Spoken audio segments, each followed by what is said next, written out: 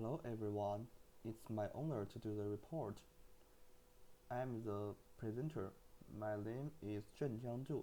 I come from UESTC, the University of Electronic Science and Technology of China, and my topic is twin channel GAN, repair shape with twin channel generative adversarial network and structural constraints. Recently, structure-aware network becomes a hot research field. As we learn, a 3D shape can be divided into two different parts: geometry information and structure information. Geometry information represents its geometry content. Structure information represents its spatial location. Under normal circumstances, the two kinds of information are coupled together. Based on this, the structure-aware method learns geometry information and structure information separately by decouplling geometry information and structure information. Based on these two kinds of information, it can learn more details of the shape. As this page shows, Saglit and PageNet are all the structure-aware methods.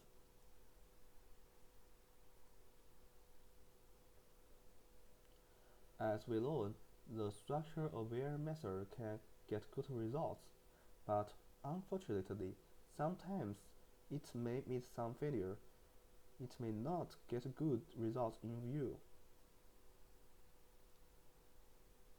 Especially in terms of geometry information, it is very clearly to see that Charles Lake loses some geometry information, and in terms of structure information, it will sometimes meet some errors.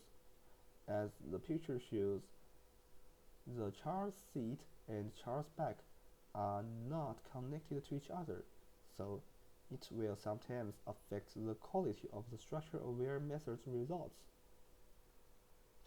So what we want to do is to reduce the failure, so we propose a framework. We repair the results of structure-aware method by geometry information and structure information separately.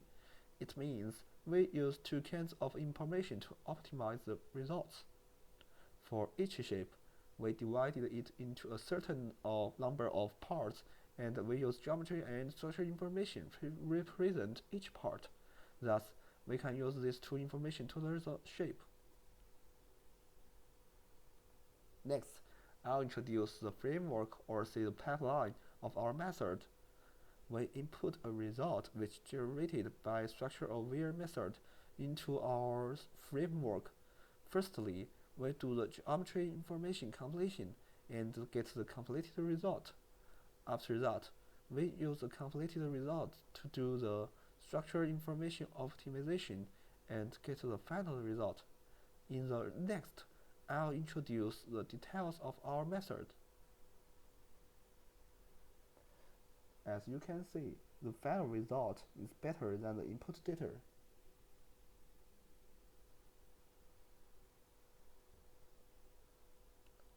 Firstly, I'll introduce the geometry information completion.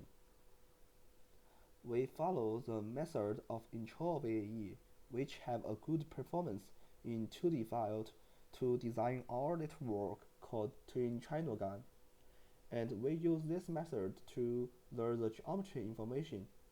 After training, we use the trained encoder and decoder to build a standard VAE. And we send the incompleted data into the network and get the completed results. We will do this for each part of the shape until they all reach a good result. After that, we will get a completed result. As you can see, it's better than the input data, but it will also meet some structural errors. So we want to use some method to solve it. Based on this, we define three kinds of errors, and for easy to understand, we use 2D picture to show in this page. As you see, Picture A and Picture B is the left side of the view of the chart, and Picture C is a top view of the airplane. The three kinds of arrows called supported arrow, center point arrow, and symmetry arrow. Firstly, we'll introduce the supported arrow. As you see in the picture, if two parts are connected to each other, we will see that the one part needs to be slightly embedded into another another part, like the chair's back and the chair's seat. Chair's back should be slightly embedded into the chair's seat. If the shape not satisfy the constraint, we'll say it meet supported arrow.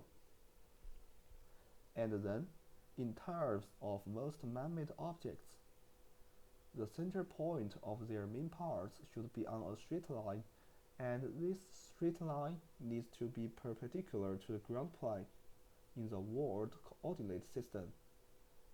So, if the shape not satisfy this constraint, we will say it meets center point arrow.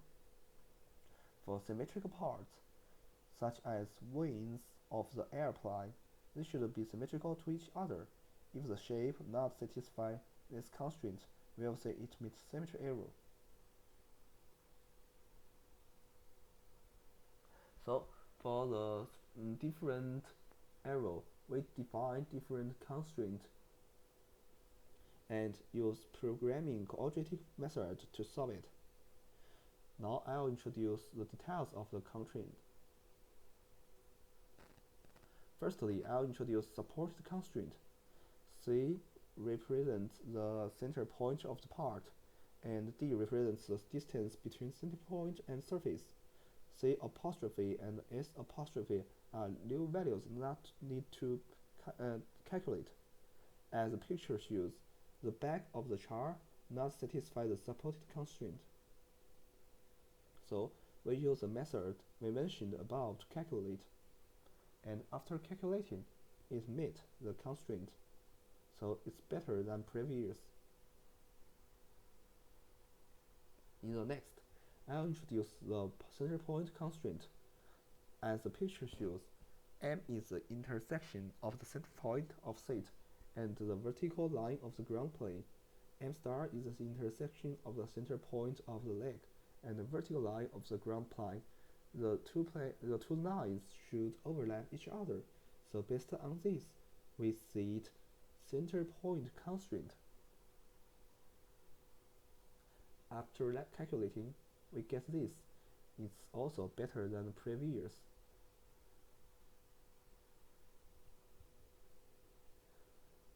As we mentioned above, for symmetrical parts, they should be symmetrical to each other.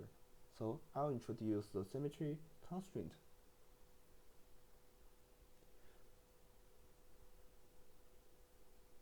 Firstly, we set the size of symmetrical parts to be equal, so the first formula represents this. Besides, the distance between the symmetrical parts and the plane of symmetry should be equal, so the second formula represents this. Next, symmetrical parts are parallel to each other about the plane of symmetry. Another formula represents this. So, after calculating, the shape will satisfy the symmetry constraint, and as you see, the size of part is equal and the parts are also symmetrical to each other.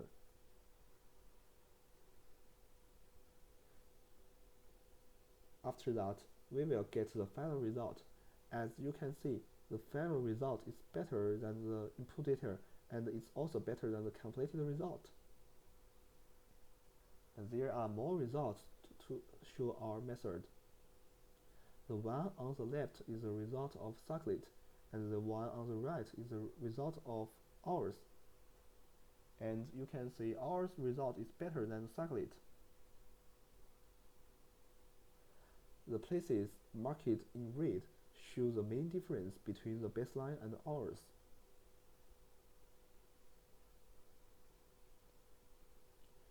This is the score of our results. We test the results based on MMD, COV, context score, and symmetry score. MMD represents the fidelity, and the lower the better. COV represents the diversity, the higher the better.